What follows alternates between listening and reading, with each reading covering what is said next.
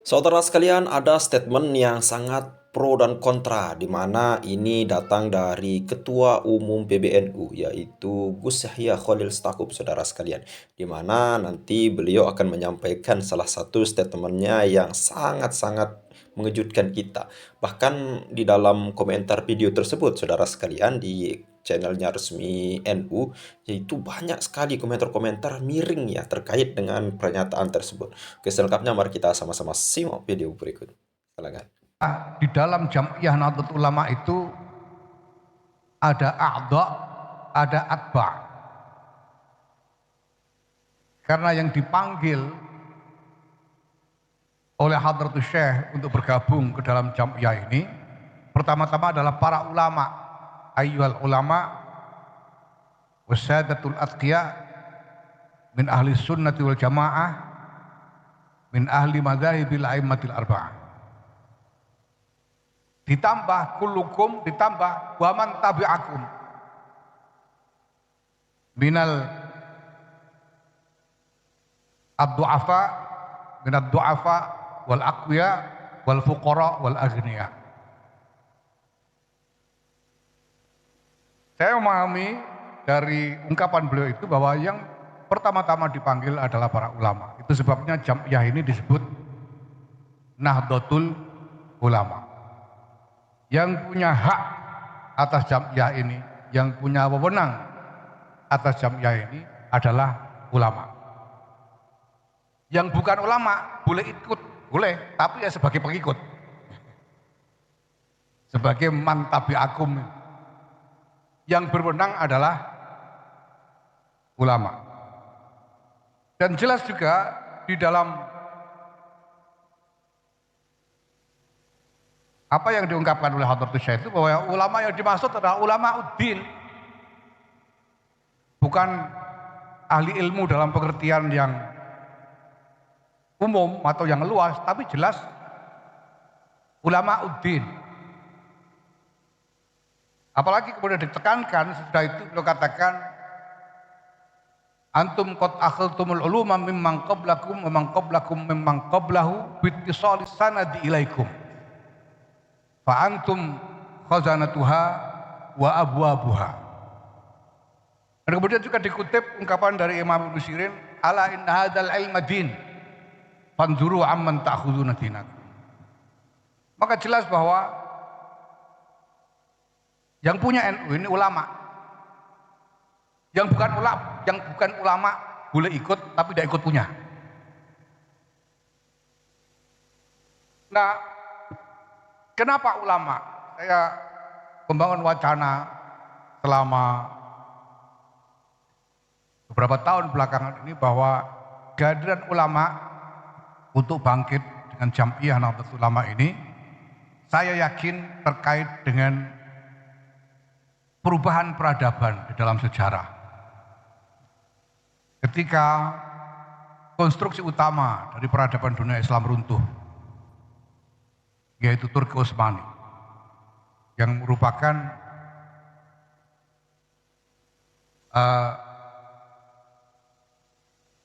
ma'zamul bina dari peradaban Islam. Walaupun ada imperium-imperium Islam yang lain seperti Mughal di India atau Timbuktu di Afrika Barat, tetapi yang paling dominan jelas adalah Turki Utsmani. Dan Turki Utsmani runtuh. Dan dunia bergolak demikian rupa sehingga umat Islam menghadapi sejumlah pertanyaan mendasar yang intinya adalah pertanyaan bahwa di dalam keadaan yang sedemikian rupa, apa kata Islam? Kalau keadaan sedemikian rupa, apa yang dikatakan oleh Islam, apa yang dituntunkan oleh Islam untuk menghadapi keadaan itu? Nah, kalau pertanyaannya adalah tentang Islam, siapa yang berhak menjawab atas nama Islam? Jelas di situ bahwa tidak ada yang berhak mengatasnamakan Islam di dalam beri jawaban berbagai macam pertanyaan besar itu selain ulama. Itulah sebabnya bahwa yang saya hormati, Nahdlatul Ulama ini didesain organisasinya sedemikian rupa untuk menempatkan ulama sebagai pusat dari semua kiprah dari organisasi ini. Saya kira saya sendiri belum pernah, mungkin Bapak Ibu sudah pernah menemukan sebelum NU ini ada model yang membagi kepemimpinan organisasi itu menjadi dua kamar, Syuriah dan Tanfidiyah. Syuriah diisi oleh para pemimpin ulama, Tanfidiyah diisi oleh para eksekutif. Saya belum melihat yang lain sebelum berdirinya NU ada model organisasi seperti ini. Dan ditegaskan di dalam ADRT bahwa Syuriah adalah pemimpin tertinggi, penentu kebijakan, dan seterusnya. Yang jelas ini menggambarkan dan menegaskan kedudukan sentral dari para ulama.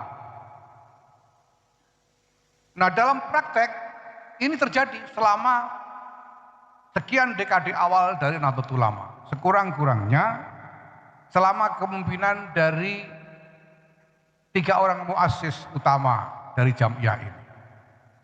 Di bawah Rais Akbar, Hadratus Syekh Kiai Muhammad Hasyim Asy'ari, kemudian diteruskan oleh Kiai Abdul Wahab Hasbullah, kemudian diteruskan oleh Kiai Bisri Sansuri. Ini masih berjalan dalam praktek, karena beliau-beliau adalah muassis. Nah, masalah kemudian mulai muncul ketika Kiai Bisri Sansuri wafat. Saya ingat bahwa untuk merespon keadaan itu kemudian digelar Musyawarah Nasional Alim Ulama di Kaliurang, Jogja tahun 1981. Saya tidak akan pernah lupa karena waktu itu saya baru naik kelas 3 SMP dan saya ditugaskan untuk memimpin menyanyikan lagu Indonesia Raya di antara para kiai. Jadi di depan Kiai Mahrus Ali, Kiai Hamid Pasuruan, Kiai Ali Maksum, saya memimpin Indonesia Raya di sana atas perintah dari Kiai Ali Maksum. Dan kemudian didaulatlah dengan proses yang luar biasa Kiai Ali Maksum untuk menjadi Rois Am menggantikan Kiai Bisri Sansuri. Di sini mulai terasa timbul masalah. Kenapa? Karena Kiai Ali Maksum walaupun beliau diakui sebagai salah satu di antara ulama yang paling unggul secara keilmuan, beliau dianggap sebagai salah satu ahli tafsir yang paling unggul pada masanya dan diakui oleh semua orang pada waktu itu. Tetapi kita tahu juga bahwa Kiai Ali Maksum ini sebetulnya tidak terlalu berproses dalam organisasi. Beliau menjadi Rois Syuriah di Jogja. Saya tidak tahu apakah pernah menjadi Rois Syuriah di PBNU pada masa Kiai Bisri Sansuri. Tapi beliau tidak terlalu terlibat karena sebagian besar waktu beliau dihabiskan untuk pesantren.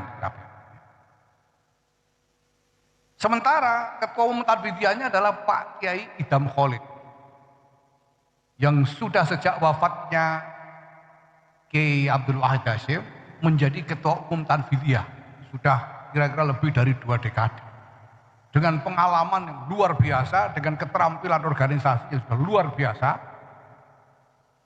sedemikian rupa sehingga mulai terjadi ya semacam percikan-percikan masalah karena kesenjangan ini. Tanfidiyah yang diisi oleh para praktisi yang begitu kuat dalam pengalaman maupun keterampilan mereka, sementara Syuriah diisi oleh kiai-kiai yang tidak suku-suku pernah mengalami pergulatan yang intens di dalam organisasi.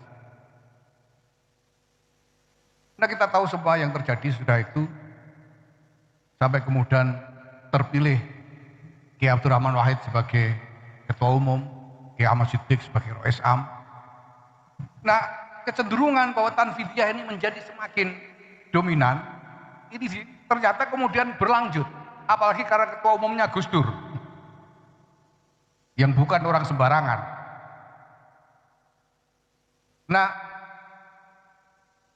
Bapak Ibu yang saya hormati,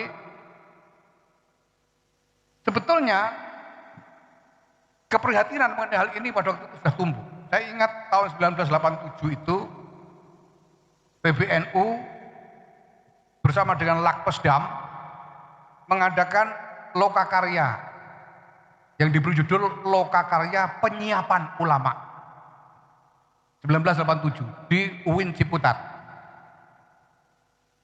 Yang paling saya ingat adalah kelakarnya Kiai Muhyiddin Muzadi, Allah yarhamah itu.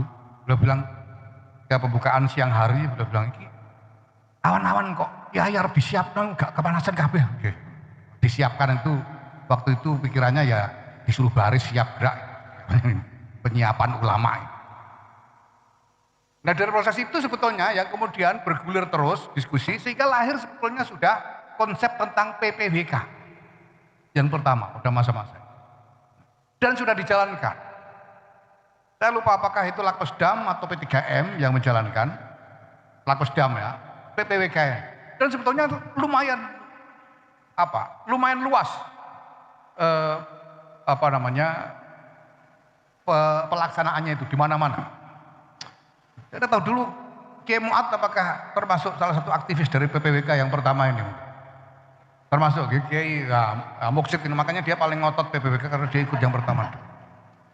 Dan kemudian yang lain-lain. Dan hasilnya dianggap cukup berhasil. Kenapa para kiai memang sejak lama dirasakan bahwa kiai-kiai pesantren ini semakin kurang terlibat di dalam pergulatan organisasi secara langsung. Terutama karena NU menjadi partai politik. Ketika NU menjadi partai politik, maka yang bergerak adalah politisi-politisi. Dan langka sekali kiai-kiai yang punya kemampuan juga untuk berfungsi sebagai politisi, itu juga sangat langka. Dan biasanya kiai-kiai itu menjadi politisi yang tidak pernah bisa keluar dari lingkungan daerah. Oke, saudara sekalian, itu ya tadi komentar daripada Gus Yahya ya, atau pidato beliau yang saya ambil potongannya yang terkait dengan judul video ya. Nah, terkait dengan hal ini, saudara sekalian, salah satu komentar yang beliau sampaikan tadi yaitu yang punya NU ini adalah ulama. Dan yang bukan ulama boleh ikut, tapi bukan yang memiliki, saudara sekalian. Nah, ini komentar atau pidato beliau yang sangat-sangat menggelitik telinga kita. Bahwasanya menurut apa yang beliau sampaikan sebelum beliau menyampaikan statement ini, kata beliau itu yang dikatakan ulama di sini bukan ulama yang ahli di dalam bidang-bidang ilmu tertentu. Artinya di luar ilmu agama seperti ahli biologi, ahli fisika, ahli geologi, ahli filologi dan lain sebagainya. Yang dikatakan di sini ulama adalah orang-orang yang ilmu dalam pengertian agama. Perlu diketahui, saudara sekalian, di sini ada kecacatan daripada pengertian. Jadi kalau membatasi daripada seorang ulama, hanya ulama yang memiliki NU itu, yang lain tidak memiliki, hanya boleh ikut, saudara sekalian. Nah, jadi yang dikatakan ulama itu apa? Barometer ulama itu bagaimana, saudara sekalian? Nah, ini kecacatan daripada statement ini, statement Gus Yahya ini, saudara sekalian. Yang dikatakan daripada ulama itu barometernya apa? Lalu kemudian kalau kita lihat ya, yang di zaman ini ulama yang bagaimana kriterianya? Apakah seperti Rois Am, yaitu Ki Haji Miftahul Akhyar? Apakah seperti Habib Rizik sebagai imam besar umat Islam kata pengikutnya? Atau seperti Habib Habib Taufik Asgaf atau Gus Jazuli mungkin yang dikatakan ulama, atau Ki Haji Amiruddin Usman Abantani atau Ki Haji Nur Ihya dan lain sebagainya, dan lain-lain ulama-ulama yang lain atau kiai-kiai yang lain. Apakah itu dikatakan ulama? Bagaimana barometernya? Bagaimana cara mengukur ulama itu? Oleh karena itu saya sangat setuju dengan yang dikatakan oleh saya pribadi ya, lebih setuju daripada pengertian ulama yang dikatakan oleh Dokter Sugeng dalam hal ini, saudara sekalian. Dokter Sugeng saya pernah nonton videonya ya. Nah, jadi beliau mengatakan bahwasanya yang dikatakan ulama itu adalah orang yang ahli dalam bidang ilmu tertentu, bukan di dalam ahli hanya di dalam bidang ilmu agama. Contoh, ketika orang ahli dalam bidang biologi seperti Dr. Sugeng, ya beliau ulama dalam bidang Dr. Sugeng. Dalam bidang ilmu biologi. Ketika orang ahli dalam bidang ilmu politik, berarti dia ahli dalam ulama dalam bidang ilmu politik. Begitu juga dengan ilmu agama. Mereka ahli dalam ilmu agama seperti yang saya ketahui ya, Kiai Haji Madudin, lalu kemudian Gus Jazuli, lalu kemudian Gus Baha, lalu kemudian dan lain-lain sebagainya, UAS dan lain sebagainya ya. Nah, jadi mereka-mereka ini adalah ahli ulama dalam bidang ilmu agama.